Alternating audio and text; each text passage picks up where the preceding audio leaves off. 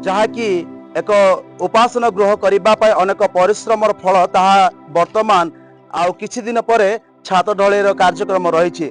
तेबे आसतु आम आसी पहुंचीचु गजपति जिला छेलागड़ पंचायत अंतर्गत कानिकीपदर ग्राम में बर्तमान आम आसी पहुंचीचु। आम गहण मध्य अनेक भद्र व्यक्ति अच्छा जो से अमल बर्तमान एक छात ढलई कार्य आरंभ होगा जाऊँगी। तेबे आसतु आम पचारि बुझा आज्ञा आपण परिचय कौन कहे आज्ञा कौ गाँ आपणकर आमर कानिकीपदर कौन कहे जे बर्तमान पर आपण छात ढलई कार्यक्रम होउची चर्च घर किसी कहवाई जाऊँ कहतु आ 70 घर घर बसवास करुचु 50 वर्ष है आम प्रभु को अनुग्रह ग्रहण करी उपासना घर कर 2026 मसीह जनवरी घर पूर्णांग होगा जाऊँगी। आमर शेरक सम्मिलनी आमर उत्कल सम्मिलनी आमर कटक डायसेस आम सब इनभाइट सब बांटी देचु से घर पूर्णांग होगा दिन मोर कर्मकर्ता माने सेठी छात ढलई हम से जोग देवाई आम अनुरोध मागुचु।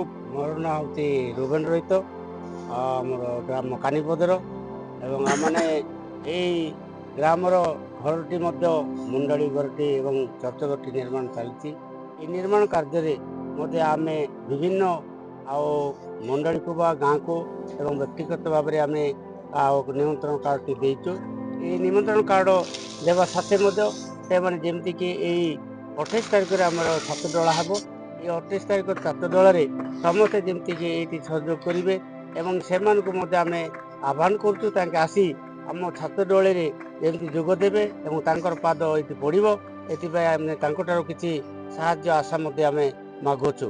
ये आम आमर डायसिस मंडली एवं आम सेरक मंडली एवं एमनी विभिन्न मंडली गुड़िक आम यही निमंत्रण कार्डटी बंटन कर आम या प्रभुंर आशीर्वाद आम समस्त मन को प्रभु आज यही छात्र डल लोक मैंने जमी सहयोग करेंगे आमर एक आशा प्रार्थना।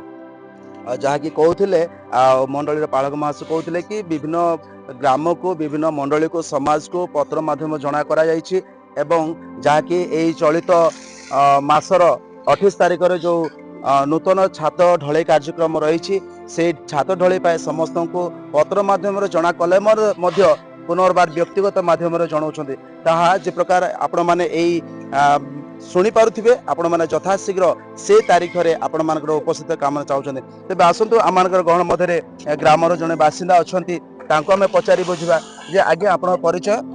मो ना कुरा माझी ग्राम कानिकीपदर किंतु आमनकर जो देश स्वाधीन होगा दिन ठारू आम गाँव में उपासना गृहटी वर्तमान पर्यंत हो पारि ना किंतु वर्तमान आमनकर मंडलीर युवा युवती मानकर पुणी मंडलीर समस्त व्यक्ति मानकर से मानकर परिश्रम दानरू ये उपासना गृहटी वर्तमान अपूर्णांग हो रही किंतु प्रभु आशीर्वाद प्रत्येक मंडलीर प्रार्थना आज जनवरी 28 तारिख दिन ढलई कार्य करा से दिन पाए आमनकर मंडलीर मुख्य कर्मकर्ता माने निमंत्रण कार्ड गुड़िक प्रत्येक मंडली को आमने पहुँचे पारिचु किंतु केते तो पहुँचे पारिना किंतु 28 तारिख जो माने जदि टीवी माध्यम देखिए जदि निमंत्रण कार्ड पाई पारि नांती टीवी माध्यम जदि आपण माने पाइबे देखिए 28 तारिख दिन आपण माने आमनकर कानिकीपदर मंडली को आसी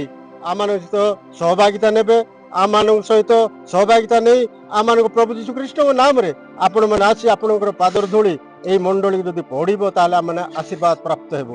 एथिपाई मंडली तरफ प्रत्येक ख्रीष्टीय धर्म भाई मानू ख्रीष्ट मंडली मानू आम मंडली तरफ अशेष अशेष स्वागत संबर्धना सहित आम स्वागत जनाऊँ से 28 तारिख दिन आपण मैंने आसी आम सहित सहभागिता सहित प्रस्ताव रही। तेज आसतु आज्ञा आपण यही स्थान आप गोटे चालक अच्छा तेज मुझे गोटे कथा आपको पचारि जे आपणकर पर्यायर बर्तमान पाई छात ढलई होगापाई जाऊँगी तो आपण केते खुशी अच्छा एवं यह कौन भावना थिला कि जे आपणकर पीरियड रे ଛାତ ଢଳେଇ ହେଇପାରିବ। ସାର୍ ଆପଣଙ୍କ ପରିଚୟ? ହଁ ମୁଁ ତ ବହୁତ ଖୁସି ଅଟେ, କାରଣ ମୁଁ ଟିଣ ଘର ଅଳ୍ପ ଲୋକ ବସିଥାଉ ତ 430 ଜଣ ଆମେ ବିଶ୍ୱାସୀ ଅଛନ୍ତି, ସେଥିରୁ ଆଉ 70 ଘର ଅଛନ୍ତି। ହୁଏତ ଆମମାନଙ୍କ ପାଇଁ ପ୍ରଭୁଙ୍କ ପ୍ରଶଂସା କରିବା ପାଇଁ ଜାଗା ଆବଶ୍ୟକ, ଆଉ ଜାଗା ବି ଆମ ପାଇଁ ନିଅଣ୍ଟ। ମୁଁ ବହୁତ ଅତ୍ୟନ୍ତ ଖୁସି ଅଟେ, କାରଣ ବିଶ୍ୱାସୀ ମାନଙ୍କୁ ମୁଁ କହେ ଆଉ 28 ତାରିଖ ଦିନ ଛାତ ଢଳା ହବ। ଆପଣମାନେ ଉତ୍ସାହ ହୁଅନ୍ତୁ ବା ଆଗ୍ରହ ହୁଅନ୍ତୁ, ଖୁସି ହୁଅନ୍ତୁ। ସେଦିନ ପାଇଁ ଆମମାନଙ୍କ ପାଇଁ ଶୁଭ ହେଉ, ଆଉ ଆନନ୍ଦ ହଉ, ଆଉ ସଫଳ ହେଉ। ନିଶ୍ଚୟ ଆମେ ବିଶ୍ୱାସ କରୁଛୁ, ମୁଁ ଉତ୍ସାହ ଦେଉଛି ଆମର ବିଶ୍ୱାସୀ ମାନଙ୍କୁ। ସେଦିନ ପାଇଁ ସେମାନେ ଖୁସି ଅଟନ୍ତି ଛାତ ପକେଇବା ପାଇଁ। ଆଉ ସେଇଦିନ ଆଉ ଦୀର୍ଘ ଦିନ ଚିନ୍ତାର ବିଷୟ 28 ତାରିଖ ଦିନ ସଫଳ ହେବ। ଏଥିପାଇଁ ମୁଁ ଆଉ ବହୁତ କିଛି କହୁନାହିଁ। ମୋର ବିଶ୍ୱାସୀ ମାନଙ୍କୁ ଅତି ଆନନ୍ଦ ସହିତ ଆଉ ଖୁସିର ସହିତ ସେମାନଙ୍କୁ ଛାତ ଢଳେଇ ପାଇଁ 28 ତାରିଖ ଦିନ ପାଇଁ ଅପେକ୍ଷାରେ ଅଛୁ। ତେବେ କହିବାକୁ ଗଲେ କର୍ମକର୍ତ୍ତା ମାନଙ୍କର ମାନେ କେମିତି ଦାୟିତ୍ୱ ଥିଲା, ଯାହାକି ଆଜି ଛାତ ଢଳେଇବା ପର୍ଯ୍ୟନ୍ତ ସେମାନଙ୍କର ସମ୍ପୂର୍ଣ୍ଣ ହଁ, ଦାୟିତ୍ୱ ଥିଲା? ଏମାନଙ୍କର ବହୁତ ଆଉ ଦାୟିତ୍ୱ ରହିଛି। ସେମାନେ ଦିବାରାତ୍ର ସେମାନେ ଆଉ ଏଇଠିକି ସେଠିକି ଯାଇ ସେମାନେ କାର୍ଯ୍ୟ କରନ୍ତି, ମୁଁ ଦେଖିବାକୁ ପାଉଛି। ସେମାନେ ବହୁତ କଠିନ ପରିଶ୍ରମ କରନ୍ତି ଏଇ ଚର୍ଚ୍ଚ ଗୃହ ଯେମିତି ପୂର୍ଣ୍ଣାଙ୍ଗ ହେବ, ମୋର ଆଉ ପିଲାମାନଙ୍କ ପାଇଁ, ଭବିଷ୍ୟତ ପାଇଁ, ମୋର ପିଢ଼ିରୁ ଆଉ ଶେଷ ପିଢ଼ି ପର୍ଯ୍ୟନ୍ତ ପିଲାମାନେ ଆନନ୍ଦ ଖୁସି ହେବେ ଆଉ ପ୍ରଭୁଙ୍କ ପ୍ରଶଂସା କରିବେ। ଏଥିରେ ସେମାନେ ଦିବାରାତ୍ର ଚେଷ୍ଟା କରୁଛନ୍ତି ଛାତ ପକେଇବା ପାଇଁ। ପୂର୍ଣ୍ଣଚନ୍ଦ୍ର ବଡ଼ରାଇତ ଅଛନ୍ତି, ତାଙ୍କୁ ଆମେ ପଚାରି ବୁଝିବା ଯେ ଆଜ୍ଞା ଆପଣମାନଙ୍କ ଯୋଉ ଛାତ ଢଳେଇ ପାଇଁ ଆପଣମାନେ ଯୋଉମାନଙ୍କୁ ନିମନ୍ତ୍ରଣ କରିଛନ୍ତି, ସେମାନଙ୍କ ପାଇଁ କଣ ବ୍ୟବସ୍ଥା କରାଯାଇଛି ଏବଂ ପତ୍ର ମାଧ୍ୟମରେ କୋଉମାନଙ୍କୁ ଜଣାଯାଇଛି? ଆପଣଙ୍କ ପରିଚୟ? ଆଜ୍ଞା, ମୋ କହିବା ପୂର୍ବରୁ ମୋର ନାଁ ହେଉଛି ପୂର୍ଣ୍ଣଚନ୍ଦ୍ର ବଡ଼ରାଇତ। ମୁଁ ଜଣେ ଏ ଗ୍ରାମର ମେମ୍ବର। ଆଉ ତେଣୁ ମୁଁ ବିଶେଷ କରି ଆଉ ପ୍ରତ୍ୟେକ ଯୋଉ ଖ୍ରୀଷ୍ଟୀୟ ମଣ୍ଡଳୀ ମାନଙ୍କୁ ମୋର ଯୀଶୁ ଖ୍ରୀଷ୍ଟଙ୍କ ନାମରେ ସମସ୍ତଙ୍କୁ ମୋର ପ୍ରଥମ କରି ନମସ୍କାର। ତ ଆଜି ଆମର କାନିପଦର ମଣ୍ଡଳୀରେ ଆଉ ଆମମାନେ 70 ଘର ବସବାସ କରି ଆସୁଛୁ। ଆମମାନଙ୍କର ଜନସଂଖ୍ୟା ହେଉଛି 450। ଏପରି ଆପଣମାନେ ଦେଖିବେ ଏ ଗ୍ରାମକୁ ବା ମଣ୍ଡଳୀକୁ ବହୁତ ଗରିବ ମଣ୍ଡଳୀ ଭାବରେ ଆମମାନେ ଏଠି ବସବାସ କରୁଛୁ। ଏ ମଣ୍ଡଳୀ ମଧ୍ୟରେ ଅନେକ ଆମର ଜମି ଜମା ବି ନାହିଁ। ତେଣୁ ଆପଣମାନଙ୍କ ପ୍ରାର୍ଥନାରୁ ଆମର ଯେଉଁ ଏ ମଣ୍ଡଳୀର ପ୍ରତ୍ୟେକ ପରିବାର ବାପା ମା ମାନେ, କର୍ମକର୍ତ୍ତା, ପୁଣି ଯୁବକ ଯୁବତୀ, ବାଳକ ବାଳିକା ସମସ୍ତେ ଆପଣମାନେ ଦେଖିଥିବେ ଯେଉଁ ପରିଶ୍ରମ କରୁଛନ୍ତି। ଆଉ ତେଣୁ ପ୍ରଭୁଙ୍କ ନାମରେ ବିଶେଷ ଧନ୍ୟବାଦ ହେଉ।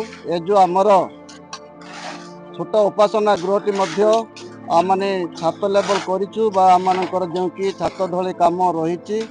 ଆଉ ଜାନୁଆରୀ ମାସ ଆଉ 28 ତାରିଖ ଦିନ ଆମମାନଙ୍କର ଛାତ ଢଳେଇର କାମ ମଧ୍ୟ ରହିଛି। ତେଣୁ ଆପଣମାନଙ୍କୁ ଆମମାନେ ବିଶେଷ କରି ଆମର ପ୍ରତ୍ୟେକ ଯେଉଁ ଖ୍ରୀଷ୍ଟୀୟ ମଣ୍ଡଳୀ ମାନଙ୍କରେ, ଆମର ଡାଇସିସ୍ ମଣ୍ଡଳୀ ହଉ, ଆମମାନଙ୍କର ସୌରା ସମ୍ମିଳନୀ ମଣ୍ଡଳୀ ହଉ, ଆମମାନଙ୍କର କୋଇ ସମ୍ମିଳନୀ ମଣ୍ଡଳୀରେ ହଉ, ପ୍ରତ୍ୟେକ ଆମମାନେ ବୁଲି ବୁଲି ମଧ୍ୟ ଆମମାନେ ନିମନ୍ତ୍ରଣ ମଧ୍ୟ ପ୍ରଦାନ କରିଛୁ। ଆଉ ଯେଉଁ ପରିବାର ବା ଯେଉଁ ମଣ୍ଡଳୀ ଯଦି ପାଇନାହାନ୍ତି, ଆପଣମାନଙ୍କୁ ଆମମାନେ ମିଡ଼ିଆରେ ମଧ୍ୟ ଆମମାନେ ଆପଣମାନଙ୍କୁ ଆମମାନେ ଜଣାଇ ଦେଉଛୁ। ଆପଣମାନେ ଏ ସମସ୍ତ ଶୁଣି ଆଉ ମଧ୍ୟ ଆମ ମଣ୍ଡଳୀକୁ ଏଇ ଯେଉଁ 28 ତାରିଖ ଦିନ ଏ ଛାତ ଢଳେଇ କାର୍ଯ୍ୟରେ ଆପଣମାନେ ସହଯୋଗ କଲେ ଆଉ ଆମେ ଆପଣମାନଙ୍କୁ ଆଉ ଚିର ଋଣୀ ହେବୁ। ଆଉ ସେ ଛାତ ଢଳେଇ ଦିନ ମଧ୍ୟ ଆମମାନେ କିଛି ଆପଣମାନଙ୍କ ପାଇଁ କିଛି ଖାଦ୍ୟର ମଧ୍ୟ ଆମମାନେ ପ୍ରସ୍ତୁତ କରିଛୁ। ଆଉ ସେ ସମସ୍ତ ବିଷୟ ମଧ୍ୟ ଆପଣମାନେ ଗ୍ରହଣ କରି ମଧ୍ୟ ଆଉ ବିଦାୟ ନେବେ। ଆଉ ଏତିକି ମଧ୍ୟ ମୁଁ ଆପଣମାନଙ୍କୁ ବିନମ୍ର ଅନୁରୋଧ ମୁଁ କରୁଛି। ଧନ୍ୟବାଦ। ଆମେ ଶୁଣି ପାରୁଥିଲୁ ଯେ କି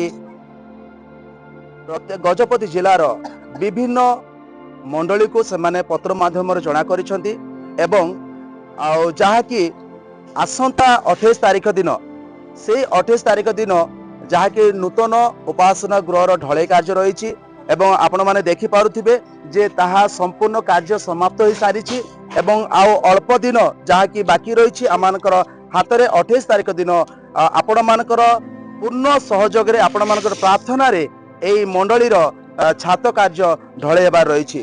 ତେବେ ତାହା କେବେ 28 ତାରିଖ ଦିନ ଆପଣମାନଙ୍କର ଉପସ୍ଥିତିରେ ତାହା ହିଁ ସମ୍ପୂର୍ଣ୍ଣ ହେବାକୁ ଯାଉଛି। ଗଜପତି ଜିଲ୍ଲା କାନିକପଦର ଗ୍ରାମରୁ ସନ୍ତୋଷ କୁମାର ପାଲ, ଓଡ଼ିଶା ଜନତା ଟିଭି।